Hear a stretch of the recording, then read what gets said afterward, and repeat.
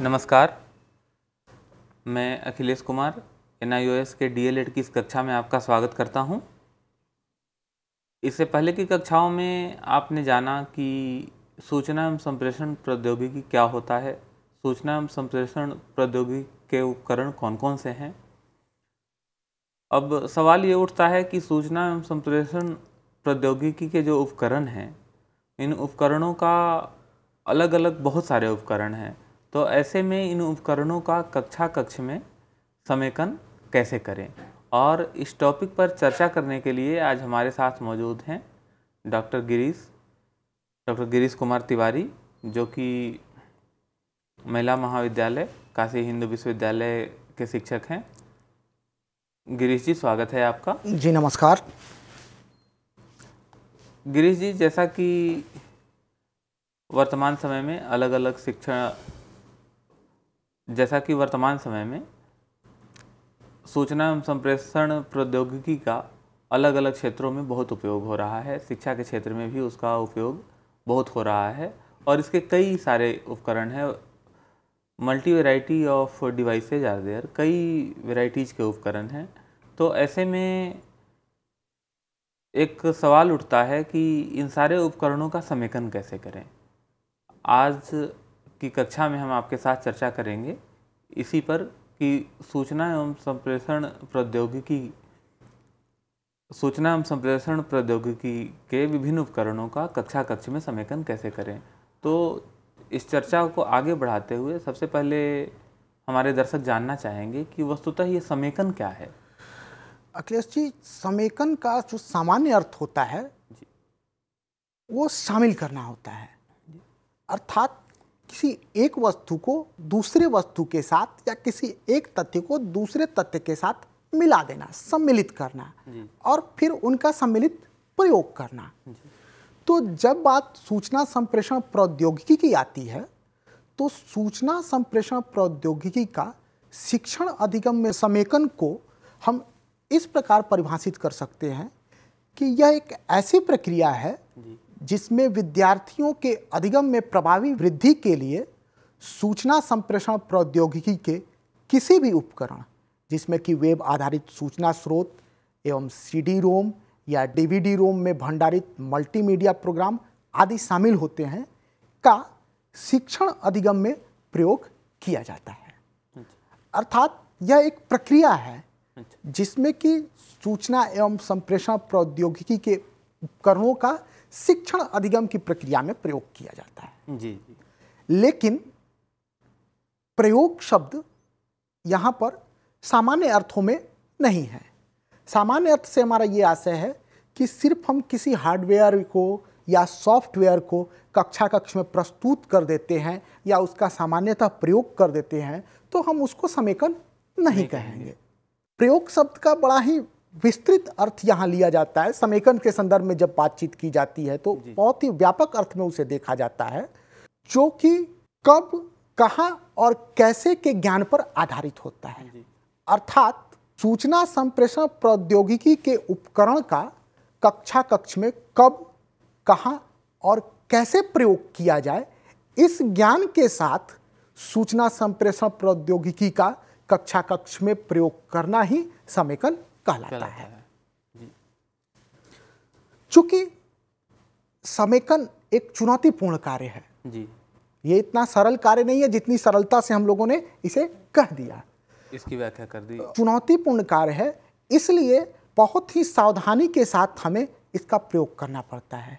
सिर्फ कार्यकारी ज्ञान किसी भी प्रौद्योगिकी का या किसी भी प्रौद्योगिकी के उपकरण का सिर्फ कार्यकारी ज्ञान जो है वो समेकन प्रक्रिया के लिए उपयोगी नहीं होता है।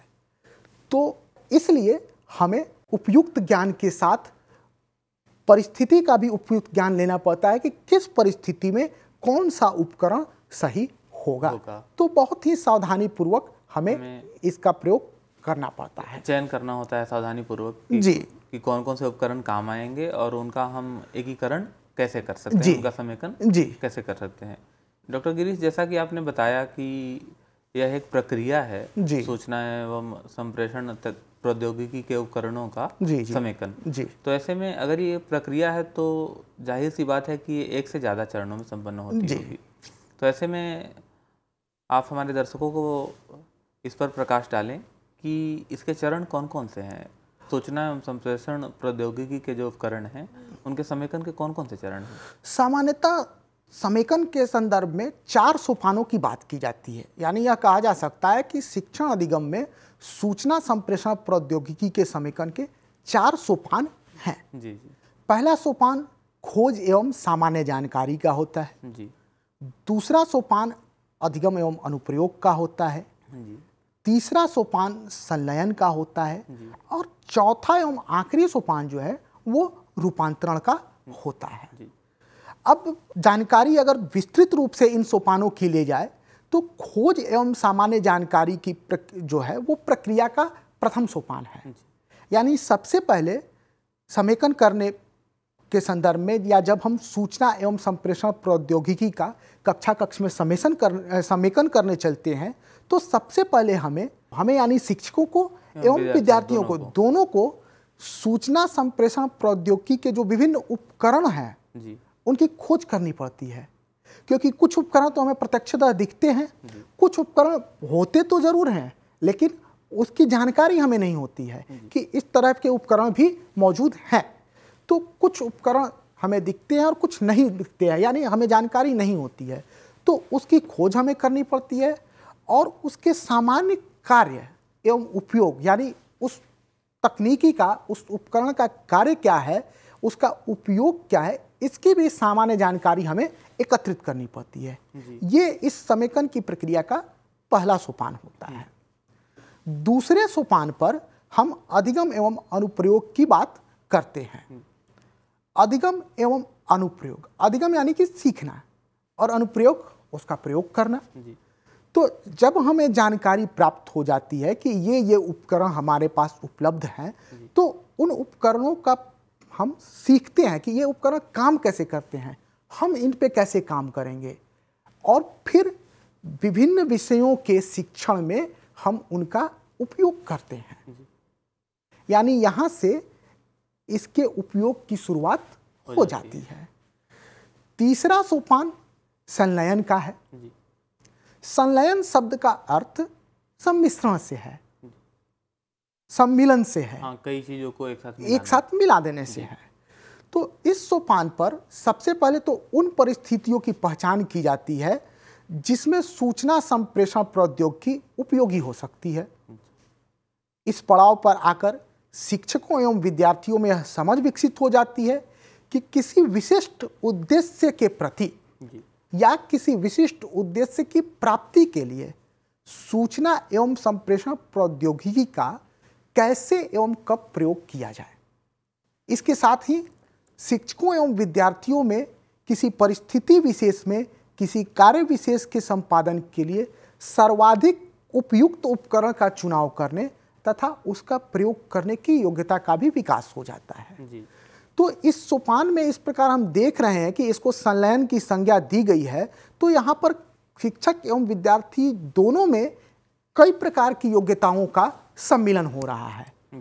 जैसे सूचना संप्रेषण प्रौद्योगिकी के अनुकूल परिस्थिति की पहचान करने की योग्यता, कार्य विशेष को संपादित करने के लिए सर्वाधिक उपयुक्त प्रौद्योगिकी के चुनाव की योग्यता, उनके प्रभावी प्रयोग की योग्यता आदि। ये सारी योग्यताएं एक दूसरे के साथ मिलकर और कार्य विशेष के निष्पादन की योग्यता बन जाती है। इसीलिए इस पड़ाव को संलयन नाम दिया गया है। जो हमारा चौथा और आखिरी सोपान है वो रूपांतरण कहलाता है। रूपांतरण यानी रूप में परिवर्तन, रूप का अंतरण। तो जब हम सूचना एवं संप्रेषण प्रौद्योगिकी का शिक्षण अधिगम में प्रयोग करने लगते हैं तो कक्षा कक्ष की परिस्थिति या ये कह लें कि अधिगम की परिस्थिति के स्वरूप में परिवर्तन हो जाता है। एक सामान्य कक्षा कक्ष में विद्यार्थी सक्रिय तो हो सकता है लेकिन उसकी सक्रियता की सीमा बहुत ज़्यादा नहीं होती है। विद्यार्थी की अभिप्रेरणा का स्तर भी कम होता है। लेकिन सूचना एवं संप्रेषण प्रौद्योगिकी से समेकित कक्षा कक्ष में विद्यार्थी की सक्रियता भी अधिक होती है और उसकी अभिप्रेरणा का स्तर भी बहुत ज़्यादा होता है। तो परिस्थिति में परिवर्तन होने के कारण ही इस सोपान का नाम रूपांतरण दे दिया गया है। तो इस प्रकार से समेकन प्रक्रिया के ये 4 सोपान हो जाते हैं। एक बार फिर से नाम बता दें चारों सोपान। खोज एवं सामान्य जानकारी की अवस्था जी, या जिसको हम खोजी अवस्था भी कह लें जी, अधिगम एवं अनुप्रयोग की अवस्था जी, संलयन जी और रूपांतरण। ओके, बहुत अच्छा बताया आपने डॉक्टर गिरीश की शिक्षा में कक्ष में सूचना एवं संप्रेषण प्रौद्योगिकी के उपकरणों के समेकन की प्रक्रिया क्या है, समेकन के चरण कौन कौन से हैं। अब चर्चा को आगे बढ़ाते हुए हम जानना चाहेंगे कि इसके कुछ मॉडल्स, उसके कुछ प्रतिमान भी प्रैक्टिस में होंगे जी। तो ऐसे में कौन कौन से प्रमुख प्रतिमान हैं शिक्षा में सूचना एवं संप्रेषण प्रौद्योगिकी के समेकन के? प्रतिमानों की अगर बात की जाए तो अनेक सारे प्रतिमान हैं, लेकिन जो प्रमुख प्रतिमान प्रचलन में है वो 3 हैं। पहला प्रतिमान है एश्योर प्रतिमान जी। हालांकि ये एश्योर आंग्ल भाषा के एश्योर शब्द से थोड़ा भिन्न है, जिसकी हम बाद में चर्चा करेंगे। दूसरा प्रतिमान है आई केयर, ये आई केयर भी भिन्नता रखता है आंग्ल भाषा के शब्द से। और तीसरा है प्रणालीबद्ध या सिस्टमेटिक प्रतिमान। तो सबसे पहले मैं एश्योर प्रतिमान की बात करता हूँ। एश्योर प्रतिमान पे शब्द एश्योर जो है वो आंग्ल भाषा के एश्योर शब्द से भिन्न है जी। क्योंकि उसका अर्थ होता है किसी चीज को सुनिश्चित करना, और ये एश्योर एक्रोनिम है। हाँ, एक्रोनिम है जी, कि आंग्ल भाषा की वर्णमाला के 6 अक्षरों का एक समूह है, और इन 6 अक्षरों का भी अपना अपना अलग अलग अर्थ है। तो उन अर्थ को समझना, इस प्रतिमान को समझने के लिए उन अर्थ को समझना आवश्यक हो जाता है। तो प्रस्तुत रेखा चित्र में हमने उसके अर्थ को समझने की कोशिश की है। एश्योर में पहला अक्षर ए है, जिसका अर्थ होता है एनालाइज द लर्नर, अर्थात विद्यार्थियों का विश्लेषण करना जी। भाई, हमें जिसे पढ़ाना है उसे तो जानना पड़ेगा, बिल्कुल, उसके पूर्व ज्ञान का, उसका पूर्व ज्ञान का क्या स्तर है, उसका मानसिक विकास किस स्तर का है, उसकी शारीरिक स्थिति क्या है, उसका सामाजिक पृष्ठभूमि उसकी कैसी रही है, ये सारी बातों को हमें जानना पड़ता है। तब फिर हम उसे नया ज्ञान या जो कुछ भी हमें पढ़ाना है वो पढ़ाने की प्रक्रिया शुरू करते हैं। तो इस प्रतिमान का पहला तत्व या ए शब्द का जो अक्षर है वो यही है कि विद्यार्थियों का विश्लेषण, एनालाइज द लर्नर। दूसरा सोपान या दूसरा तत्व यानी एस जो है वो स्टेट द ऑब्जेक्टिव्स की बात करता है, उद्देश्य कथन, उद्देश्यों को स्पष्ट किया जाता है कि हमारे पढ़ाने का उद्देश्य क्या है, हम क्या पढ़ा रहे हैं और क्यों पढ़ा रहे हैं। तीसरा अक्षर S select method, media and materials की बात करता है, अर्थात विधि, साधन एवं सामग्री का चयन यहाँ किया जाता है।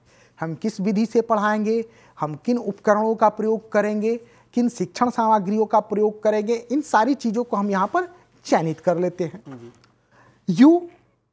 यूटिलाइज टेक्नोलॉजी, प्रौद्योगिकी का उपयोग, या जो भी हम चयनित करते हैं, जो विधि हम चयनित करते हैं, जो साधन चयनित करते हैं और जो सामग्री हमने चयनित की है, उन सब का उपयोग इस स्तर पर आकर हम करते हैं, तभी शिक्षण प्रक्रिया संपन्न होगी। बिल्कुल बिल्कुल। पांचवा अक्षर आर बात करता है रिक्वायर लर्निंग पार्टिसिपेशन की। भाई, टीचिंग और लर्निंग ये एक ऐसी क्रिया है जिसमें टीचर के साथ साथ स्टूडेंट यानी शिक्षक के साथ साथ विद्यार्थी का भी इन्वॉल्वमेंट होना चाहिए। अगर विद्यार्थी का इन्वॉल्वमेंट नहीं है तो लर्निंग होगा ही नहीं। तो इसलिए ये पांचवा अक्षर बात करता है विद्यार्थियों के आवश्यक सहभाग की, रिक्वायर लर्निंग पार्टिसिपेशन की। छठा एवं आखिरी अक्षर ई कहता है इवैल्यूएट एंड रिवाइज, मूल्यांकन एवं पुनरीक्षण। मूल्यांकन कीजिए कि आपने जो पढ़ाया विद्यार्थी ने क्या सीखा जी। साथ ही साथ आप अपनी शिक्षण प्रक्रिया का भी मूल्यांकन कीजिए कि आपने जिस विधि का प्रयोग किया क्या वो विधि उस विषय के लिए उपयुक्त थी।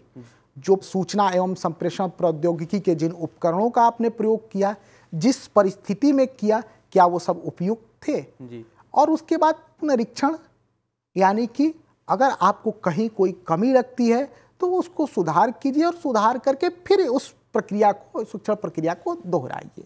ये आपका एश्योर मॉडल कहता है जी। दूसरे मॉडल की जो हमने बात की थी वो आई केयर मॉडल, आई केयर मॉडल की बात की थी। लेकिन आई केयर मॉडल पर जाने से पहले हम लोगों ने जो साधन एवं सामग्री के चयन की बात की है और उस चयन के प्रयोग की बात की है, तो प्रयोग के संदर्भ में जो कि एश्योर मॉडल का हमारा चौथा पड़ाव है जी।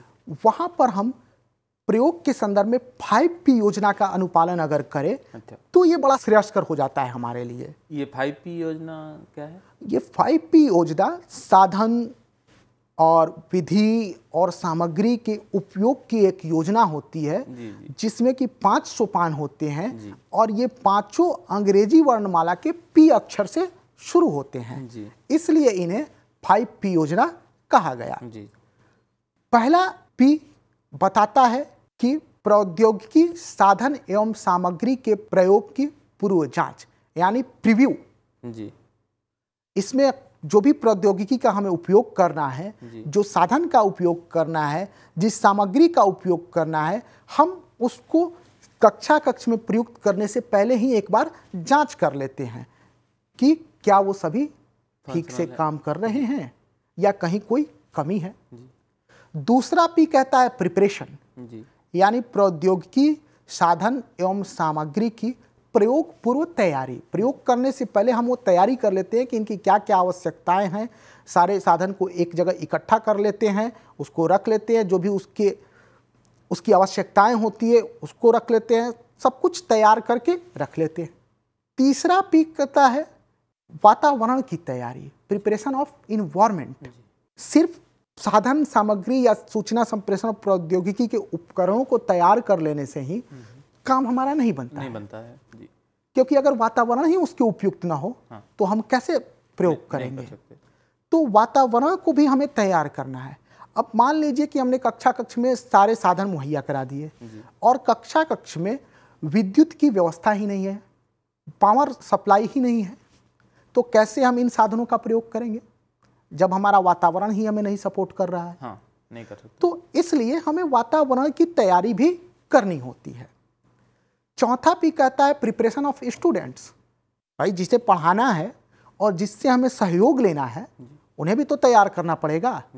हमें उन्हें भी बताना पड़ेगा कि हम किन तकनीकी साधनों का प्रयोग करने जा रहे हैं, क्या विधि अपनाएंगे, इसमें आपकी क्या भूमिका होगी, आपको इससे क्या नया सीखने को मिलेगा, कैसे इन साधनों का उपयोग कर सकते, आदि तथ्यों से हमें विद्यार्थियों को रूबरू कराना पड़ता है, विद्यार्थियों को अवगत कराना पड़ता है, यानी विद्यार्थियों को हमें पूर्ण रूप से तैयार करना पड़ता है। पांचवी बात यानी पांचवा P कहता है प्रोवाइड लर्निंग एक्सपीरियंसेज, अधिगम अनुभवों को प्रदान करना। जब ये सारी बातें तैयार हो जाती हैं तो अंत में जो भी विषय वस्तु हमें पढ़ाना होता है उसे पढ़ाकर और हम विद्यार्थियों को अधिगम अनुभव प्रदान करते हैं। तो इस प्रकार से ये 5P मॉडल जो है वो एश्योर मॉडल में जब हमें यूटिलाइज करना होता है, जब हमें अपने साधनों का प्रयोग करना होता है, वहां पर इसका उपयोग श्रेयस्कर करते हैं, मतलब यू के लेवल पे। जी। अब बारी आती है आई केयर प्रतिमान की। जी। तो जैसा कि मैंने कहा कि आई केयर भी वो अंग्रेजी के शब्द वाक्य आई केयर यानी मैं देखभाल करता हूं या मैं सावधान हूं भी कह सकते हैं हम, तो उनसे भिन्न है। ये भी एक एक्रोनिम है और आंग्ल भाषा की वर्णमाला के 5 अक्षरों से मिलकर बना है।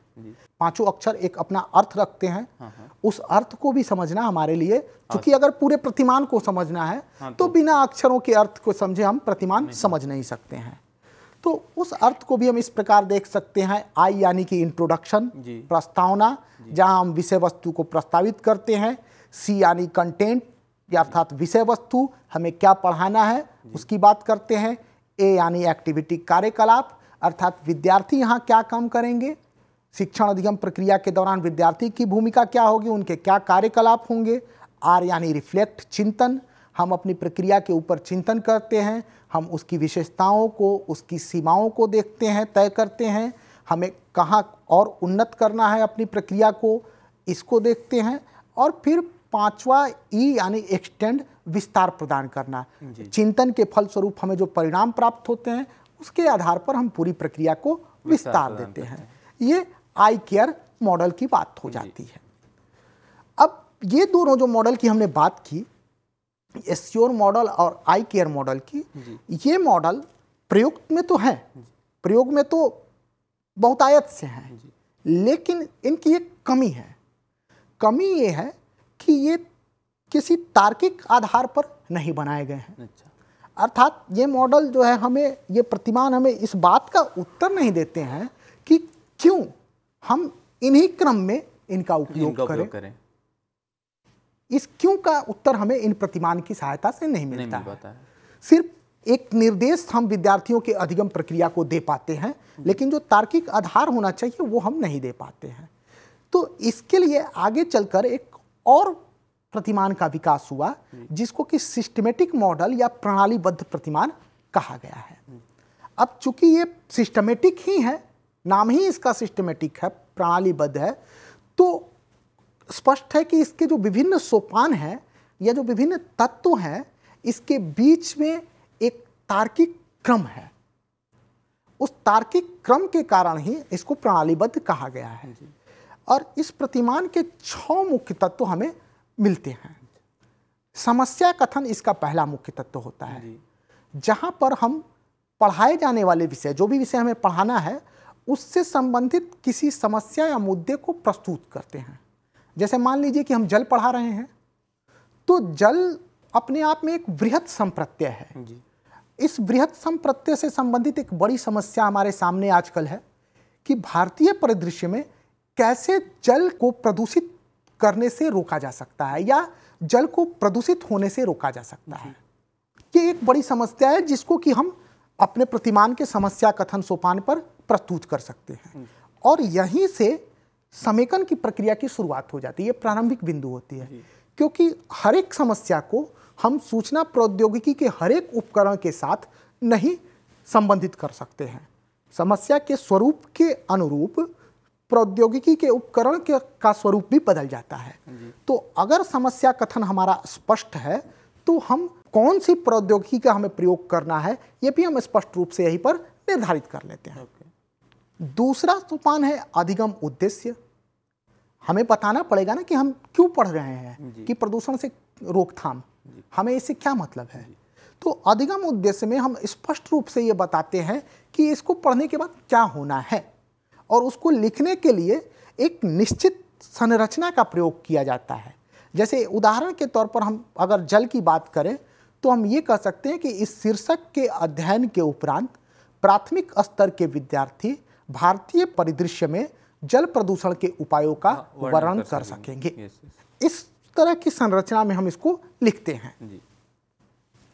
तीसरा सोपान है आवश्यक तकनीकी का।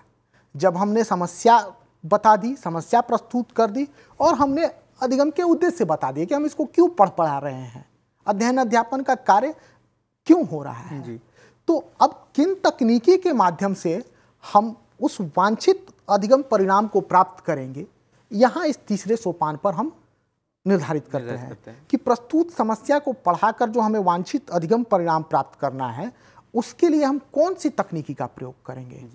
और सारे संभावित उपकरण, जितने भी संभावित उपकरण उपलब्ध हैं, उन सबका बहुत ही सावधानी पूर्वक तुलना करके और हम उपयुक्त उपकरण का चयन करते हैं। चयन कर लिया, लेकिन सिर्फ चयन करने से तो काम नहीं चलेगा। हमने चयन कर लिया कि यही है, तो यही क्यों है, उस यही का औचित्य स्थापन करना पड़ता है। यानी तकनीकी के प्रयोग का औचित्य स्थापन हमारा चौथा पड़ाव हो जाता है। औचित्य स्थापन करने के लिए अगर हम कुछ प्रश्नों के स्पष्ट उत्तर प्रदान कर दें, तो औचित्य स्थापन स्वतः हो जाता है। कुछ मुख्य प्रश्नों का मैंने यहाँ जिक्र किया है, जैसे यह तकनीकी इस समस्या के लिए क्यों आवश्यक है, यानी जो तकनीकी का हम प्रयोग करने जा रहे हैं वो इस समस्या के लिए क्यों आवश्यक है। यह तकनीकी नया क्या प्रदान करेगी। यदि हम इस तकनीकी का न प्रयोग करें तो भी हमें वही परिणाम प्राप्त हो रहा है, और तकनीकी का प्रयोग करने के बाद भी अगर वही परिणाम प्राप्त हो रहा है तो फायदा क्या है उस प्रयोग का, नया क्या है। तीसरी बात, यह शिक्षण प्रक्रिया में कैसे हमारी सहायता करती है। अगर इन 3 प्रश्नों का हम उत्तर दे देते हैं तो तकनीकी के प्रयोग का औचित्य स्थापन स्वतः सिद्ध हो जाता है। 5वां तत्व अनुप्रयोग की रणनीति तय करना होता है। हमने तकनीकी का चयन कर लिया, हमने समस्या कह दी, हमने अधिगम कह दिया, अधिगम के उद्देश्य कह दिए, सब कुछ कह दिया हमने। तो अब हम उस तकनीकी को कैसे अनुप्रयोग करेंगे, उसका कैसे उसको प्रयोग में लाएंगे। तो यहाँ पर हमें यह तय करना होता है कि जो भी चयनित तकनीकी का शिक्षण अधिगम प्रक्रिया में प्रभावी एवं सार्थक उपयोग किया जाएगा, उसका उपाय क्या होगा, कब करेंगे, किस परिस्थिति में करेंगे, आदि सारी चीज़ें हम यहाँ पर तय करते हैं। और इसके लिए भी हम कुछ प्रश्नों का सहारा लेते हैं, जैसे कौन से संसाधन हमें प्रयोग करने हैं, विभिन्न वातावरण में इन संसाधनों का उपयोग कैसे किया जाए। विभिन्न वातावरण से आसे अगर प्रयोगशाला की बात करते हैं तो 2 तरह की प्रयोगशालाएं देखने को मिल सकती है। एक संपूर्ण प्रयोगशाला जहां पर कि हर एक विद्यार्थी के लिए एक कंप्यूटर की व्यवस्था हो, और दूसरा है अर्ध संपूर्ण प्रयोगशाला जहां की एक कंप्यूटर को 2 विद्यार्थी साझा कर रहे हों।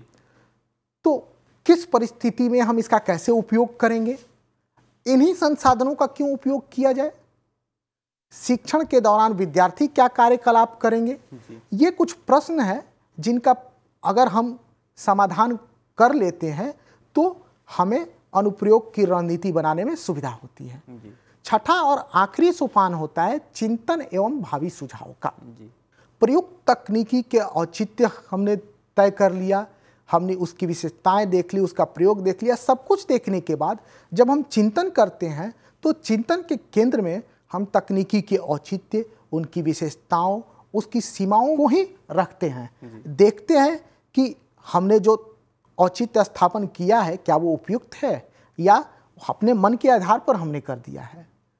जो उसकी विशेषताएं हैं, जो उस परिस्थिति विशेष में सूचना प्रौद्योगिकी के उपकरण के प्रयोग की बात करती है कि इन विशेषताओं के कारण इसका प्रयोग किया जाना चाहिए, जो उसकी सीमाएं हैं क्या वो उपयुक्त हैं या उसमें कुछ कहीं कमी है, उसमें और सुधार की संभावना है।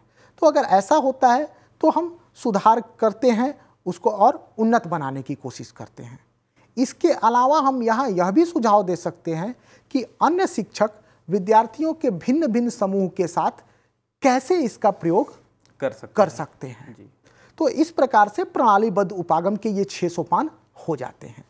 तो दर्शकों, आज हमने जाना कि सूचना एवं संप्रेषण प्रौद्योगिकी के शिक्षण अधिगम की प्रक्रिया में समेकन के बारे में हमने चर्चा की डॉक्टर गिरीश से। डॉक्टर गिरीश ने हमें बड़े अच्छे से बताया कि समेकन क्या है, समेकन के सोपान कौन कौन से हैं और समेकन की जो प्रक्रिया है उसके कौन कौन से प्रतिमान हैं, जिसमें आपने जाना एश्योर प्रतिमान, आई केयर प्रतिमान और सिस्टमेटिक प्रतिमान। इस ज्ञानवर्धक जानकारी के लिए और हमारे स्टूडियो में आने के लिए डॉक्टर गिरीश का बहुत बहुत धन्यवाद। जी नमस्कार। साथ ही आप सबका भी बहुत बहुत अभिवादन। नमस्कार।